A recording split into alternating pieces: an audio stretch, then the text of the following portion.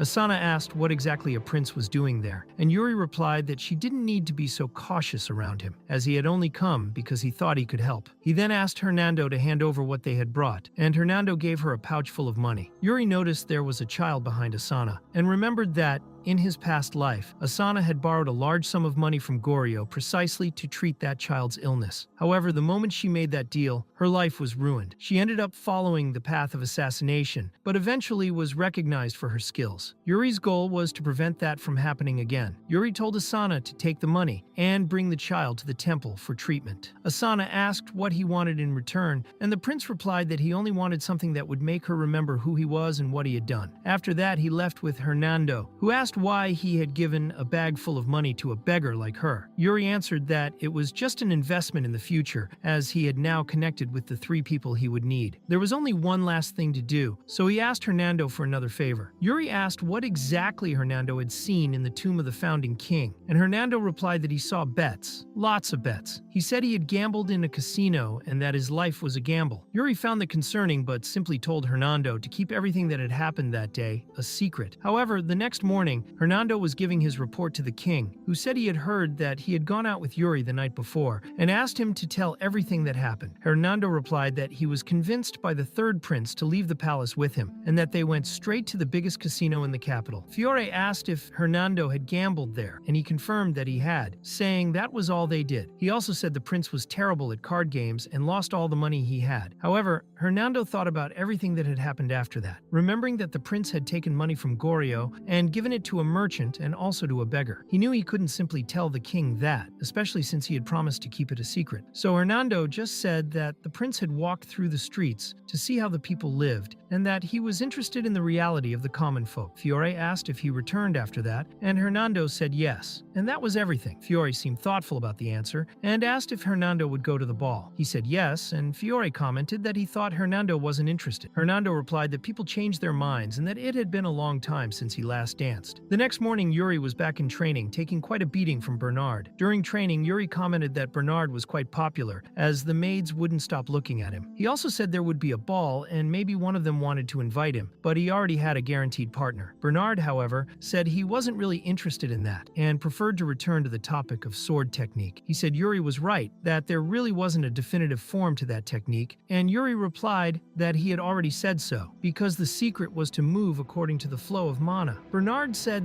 that was very hard to understand, and that he would need to see it in a real fight or study it further. Either way, he acknowledged that the third prince was progressing very quickly in his training, and that his mana was excellent. To be honest, Bernard said he was surprised, as he didn't think Yuri would do so well with mana. Yuri thought he felt a bit guilty about that, as he was trying to erase the Betrayal method he had learned in his past life. But all Bernard said was for him not to rush. Still, he showed concern, thinking Yuri was advancing too fast. He had already reached a very high level for his age, but perhaps his child's body wouldn't be able to keep up with such progress, since his physical development wasn't advancing as fast as his technique. Yuri said he would keep that in mind and try to find a good balance. He said they could continue training, but now he wanted to use real swords. He thought he no longer cared. He just wanted to be strong and fast. Bernard agreed, and Yuri asked what he thought about a bet. If he managed to land a hit on Bernard during the duel, then Bernard would have to go to the ball with someone. Bernard replied no, because he would win anyway, and Yuri would probably cancel the bet if he lost. Yuri said they would see soon enough, and using his mana, charged quickly at Bernard. Despite the effort, he didn't win in the end. A few days later, on the eve of the ball, a carriage arrived in the territory. Inside were two blonde individuals. The man was the second prince of the empire, Georg Ivarna Granzayan, who commented that she hadn't taken her eyes off the window since they left. The woman was Ekaterina Luarna Granzayan, the princess of the empire, and she replied that there was someone she really wanted to meet. That night, Yuri was getting dressed in formal clothes for the ball. He commented that there were too many decorations and that it was overly flashy. Ina said he looked great, reminding him that he had always liked that kind of outfit. When she finished dressing him,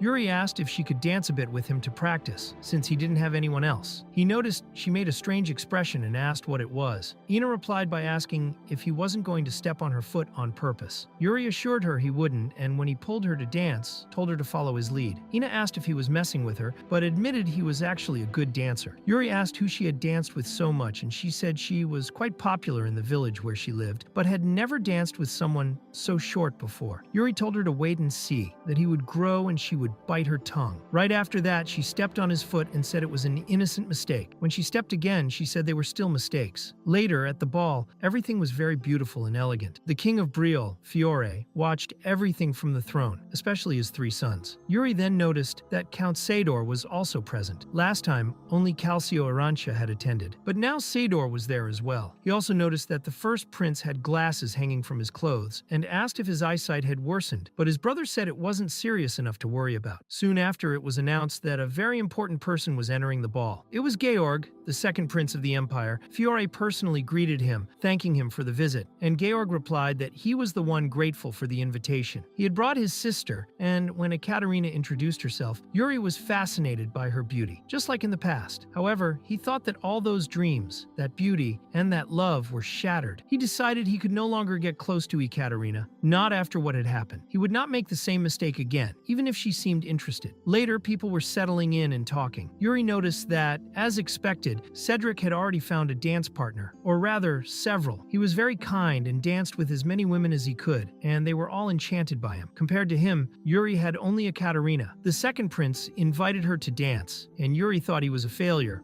wondering who would want to be with someone like him. At that moment, Ina approached, bringing a cookie to cheer him up. Yuri asked if it wasn't too tiring to serve at the ball, but Ina replied that compared to taking care of him, it was quite easy. Yuri then said he wanted lots of cookies, and Ina told him that if he wanted more, he just had to call her. Yuri became thoughtful about everything, until his thoughts were interrupted by Georg Ivarna Granzayan. Yuri knew exactly who that man was. In the past, he had commanded the troops in the palace of the king of Betrayal. Still, Yuri greeted him politely, as if nothing had happened, although inside he felt deep hatred. Outwardly, he stayed calm, but inside, he wanted to be far from that man. Georg said he knew who Yuri was, and just his gaze made the prince nervous, as if he were trying to pull something from inside his mind. He commented that Yuri was 13 years old, just as expected from a son of Fiore, and said that he had great talent. Yuri thought that man was already testing and threatening someone he had barely met. It was frightening to see that even young Georg was already at such a high level of power. He concluded that all of them were cursed. At that moment, Ina tripped and dropped the tray, dirtying Georg's cloak. She said he was the symbol of the kingdom, and that what she had done was a disgrace. All she could do was apologize. Georg then turned and declared that, according to the crown's law, the mistake of a servant like her should be punished with death. Yuri immediately realized he was doing it on purpose, just to hurt Ina. Georg said the law was clear, but Fiore appeared and asked if he wanted to interrupt the ball and see blood spilled right there. He said that if Georg wanted something like that, he should do it in his own land. Georg sincerely apologized, stating that the Empire and the Kingdom of Betrayal had always respected each other until now. Fiore agreed it was true, but said it seemed Georg no longer wanted to maintain that respect. He asked if he remembered Gatensha, when Fiore himself executed a knight of the Empire. Georg said they respected the king's honor, but that he hadn't taken responsibility for that act, and asked not to bring up the subject again for the good of both nations. Yuri thought that in the past, his father had killed a knight of the Empire, and now that topic was resurfacing. That meant the family's honor was at stake. Georg promised there wouldn't be that much blood, but Yuri understood that to stop him would be the same as challenging the Empire. Even with all the conditions that bound him, necessity, reality, reason, and power, Yuri knew that Briel never abandoned its honor. That was the Briel oath. Yuri then said that Ina was his servant, and anything she did wrong was his responsibility. It was not up to Georg to punish her, since he too was a prince, and should respect his authority. Yuri thought that in the past, he had been considered a criminal, and his sentence was his life. He never had a choice. But now he did. Georg replied that instead of executing the maid, he would challenge the prince to a duel. He started laughing loudly, finding it amusing, and asked if his name was really Yuri. Everyone at the ball was shocked by the scene. Georg looked at the king and said he was considering accepting the third prince's suggestion, and asked if that would be acceptable. Though tense, Fiore agreed. Georg then declared that Yuri would have to fight, but to preserve his dignity, he would choose a representative. Since Yuri was still very young, he would use the newest member of the royal guard as an opponent. He said he would send this person soon. Once the duel was settled, Yuri approached Ina and told her that now she could get up and go rest in her room. But Ina replied that after what he had done for her, she couldn't just walk away. Yuri told them not to worry about him,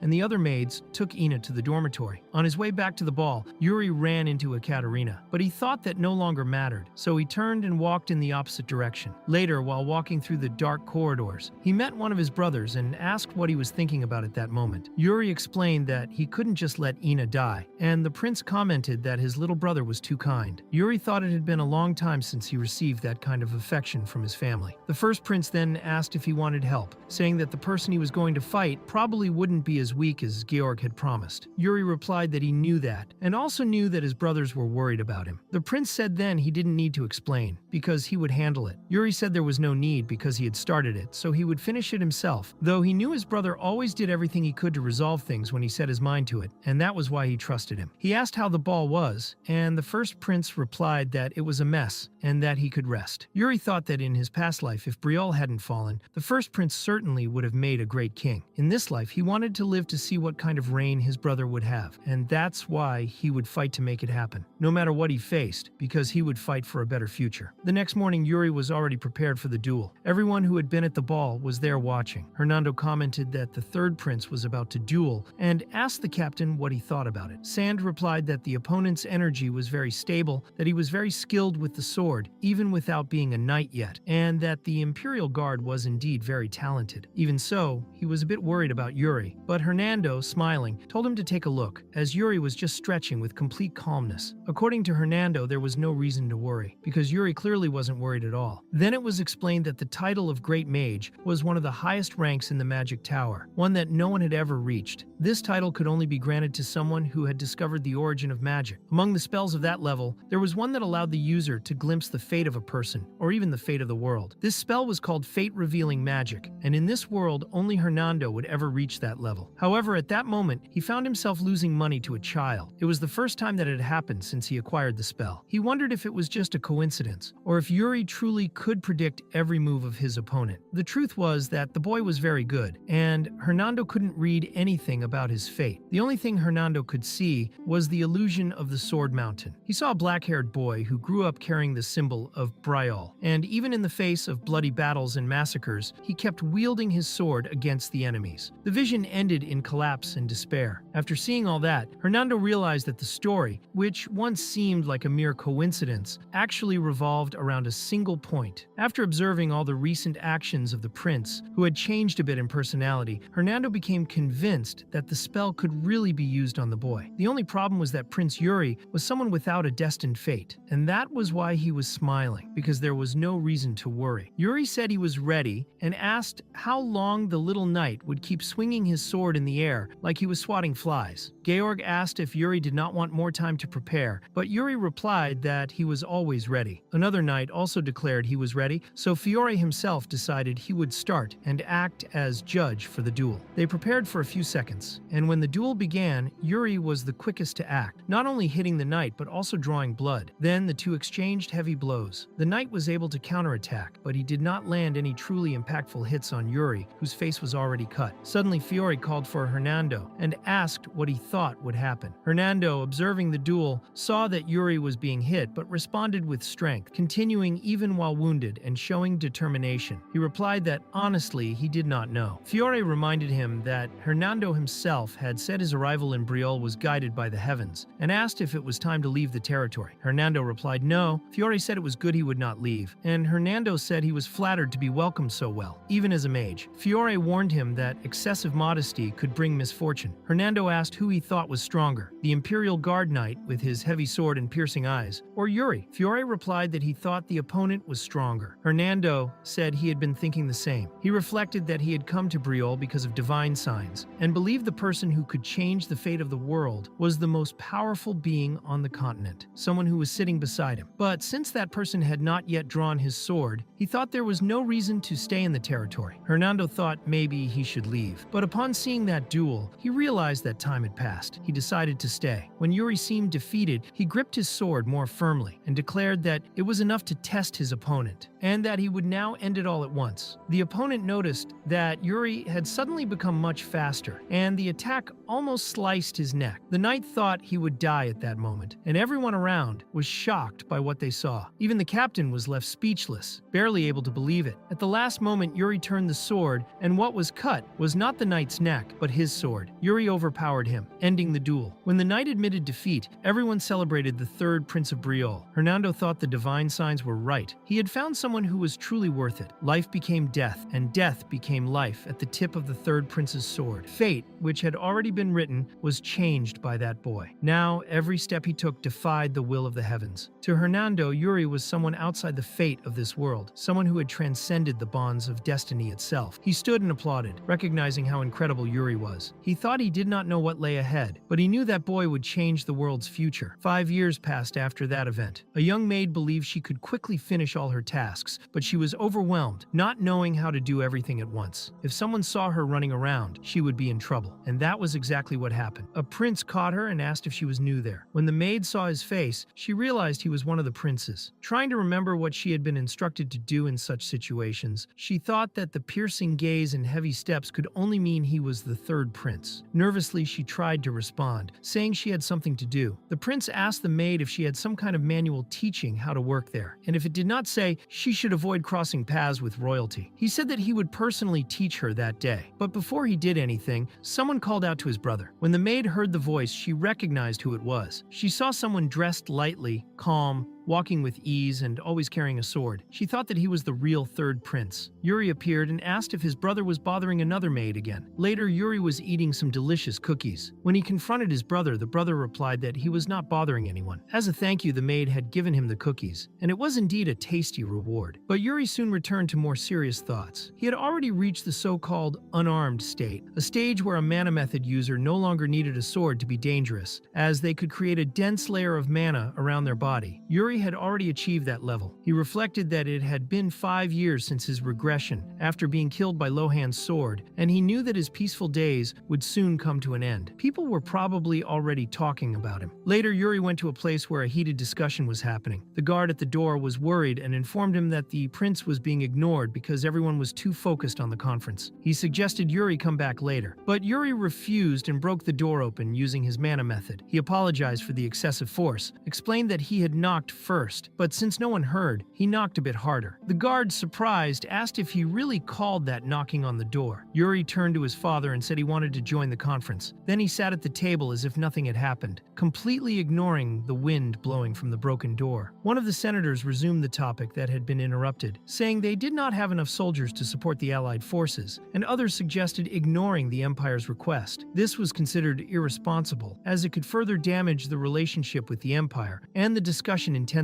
Yuri watched everything in silence, realizing that everyone was just calculating losses and gains. He thought the timeline was following the same path as his past life. At the time, the Empire had requested that all nations send troops for a joint attack against the orcs in the south, but the plan failed. The orcs went out of control and became a threat not only to the nation that was supposed to face them, but to all others, except the Empire, which remained unscathed. At that moment, Yuri realized that everything had been orchestrated by the Empire there from the beginning. In the process, they lost important people, including Leon, one of the senators present in that room, Leon Flandre. But Yuri would not allow that to happen again. When one of the senators insisted they would not send anything, and another asked if they were starving or had no knights, suggesting at least sending a small troop, Yuri told everyone to be quiet. He said he would go himself. He would join the Allied forces and, in doing so, demonstrate the sincerity of the territory of Betrayal, fulfilling his duty as a noble. He declared he would do it in the name of Betrayal. Fiore, watching, thought that this was indeed a true move. His son had impressed him. Later, the second prince appeared to interrupt Yuri's training, asking if it was true that he would join the Allied forces. He said royalty should not step into that kind of battlefield, but Yuri insisted that it was his duty as royalty and that he would do it for his people. The prince replied that he finally understood his brother's way of thinking. Yuri asked if he had only realized that now, and the prince said he would protect the palace during his absence, then ran off. Yuri said he would be happy if his brother did not cause any trouble. Soon after, Yuri asked Bernard if he was worried about him going to the battlefield. Bernard replied that if Yuri did not do anything too irresponsible, he would return in one piece, so he was not worried. Yuri thanked him for the generous assessment, but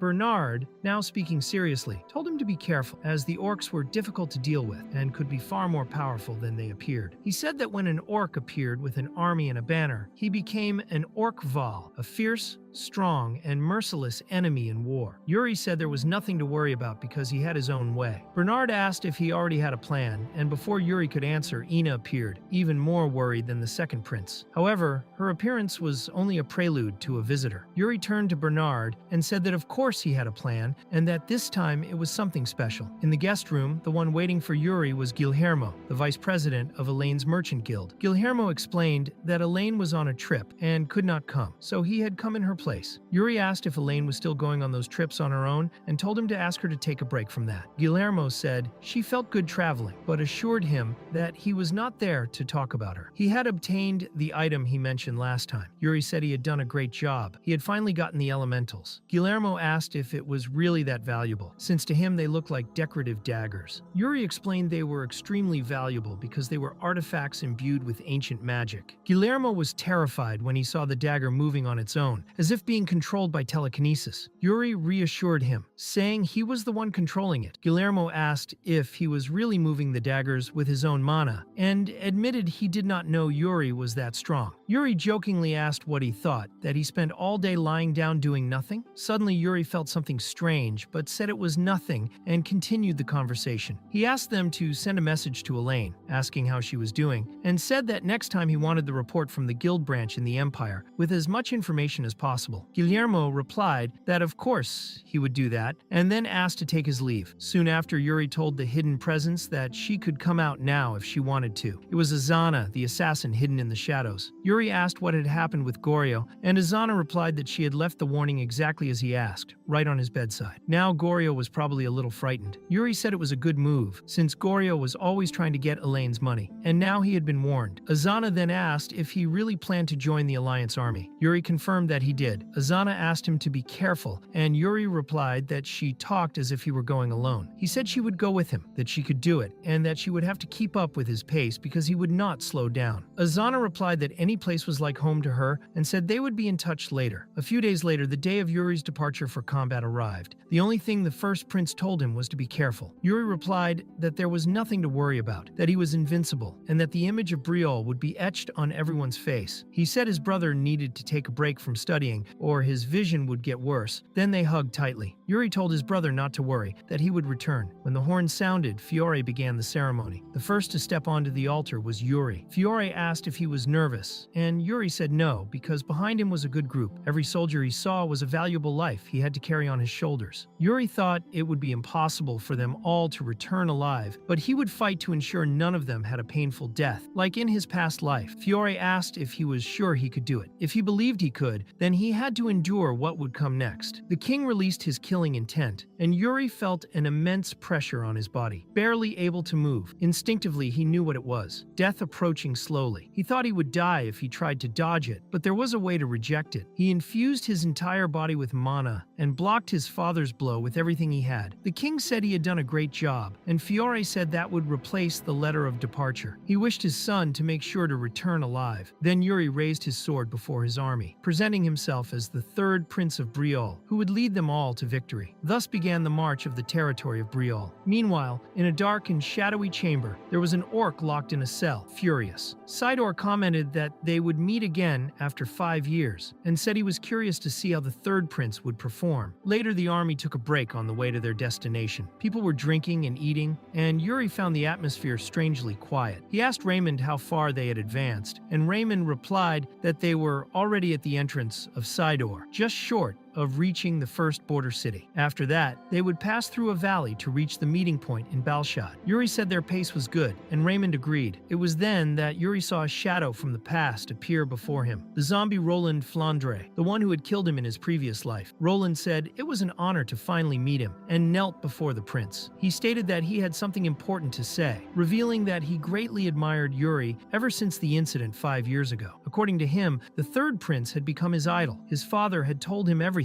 including how Yuri had raised his sword to protect his own maid, which to him was the example of a true knight. Yuri was even a bit embarrassed, something that rarely happened. He said that yes, he knew Roland's father, Sir Leon, but that they could continue their journey. Roland replied that he was not there because of his father, but because it was an honor to serve Yuri. Raymond reminded them that it was time to depart, and mentioned that Sidor was not exactly a friendly person. If they were not welcomed warmly, Yuri should not be upset. However, when they arrived at the first territory, they found a banner with the message, "Welcome, Third Prince," and a group of knights was waiting. Raymond was surprised, as he had not expected that. Yuri commented that it was a great welcoming ceremony, and the Duke of Sidor himself was present. In fact, his name was Jaime Theodore. Yuri thanked him for the welcome, but Jaime said they were simply paying proper respect to His Majesty. He commented that it was impressive for someone so young to head to the front lines, and asked if Yuri had ever fought against orcs. Yuri almost replied based on his past life, remembering that he had read about it in books, but held back. He said that in fact, most of his soldiers had never seen an orc, but they would learn, because they were good at that. Jaime thought that was excellent, and said that in that case, he would like to offer a gift. Later, they were in the dungeon of the county of Sidor, and Jaime said the gift was inside. Naturally, Yuri went ahead, accompanied by his soldiers, but as soon as they entered, the doors closed behind them. Yuri asked what Jaime was thinking, and he replied not to be so surprised. Then he lit up the entire corridor, and the knights asked if that creature tied up was really an orc. Jaime explained that for now it was just a prisoner. To survive on the battlefield, it was necessary to know the enemy, to understand their habits, instincts, and everything that could be used in combat. Yuri asked what exactly this gift was that they were talking about, and Jaime answered that this was the gift, information about the war. He asked if there could be anything more valuable than that. Yuri acknowledged that it was indeed valuable and thanked him. In his thoughts, he found Jaime even crazier than he had imagined, a man who tortured orcs for information. However, he also noticed that his knights were not feeling comfortable with the situation. Yuri asked the name of one of the knights behind him, and the young man introduced himself as Simon Peshu, son of Baron Wolf. Yuri asked him to speak honestly about what he was thinking. Simon reflected that perhaps they had gone too far, and said that taking prisoners of war was a bit excessive. Yuri replied that he could think that for now, but then he asked Jaime to open the gate of the cage. He told Simon that now it was a battle, and he needed to fight the orc. Simon prepared himself, facing the creature, but suddenly the orc began to bang its head against the ground repeatedly. Simon turned his back, saying that this was ridiculous, that it was just a prisoner, and had already lost its sanity. However, the orc struck him with a direct punch, nearly crushing his head, and immobilized him with a chokehold, taking him as a hostage. Yuri immediately ordered everyone to prepare for combat. Jaime warned that part of the orc's tendons had already been cut, but even injured, that was the true capability of an orc. This made it clear to everyone present that they were not dealing with an ordinary creature. And that is it for today. We hope you enjoyed this part of the story. As soon as more chapters are released, we will bring the continuation as quickly as possible. Stay tuned because the development of this journey is just beginning. Until next time.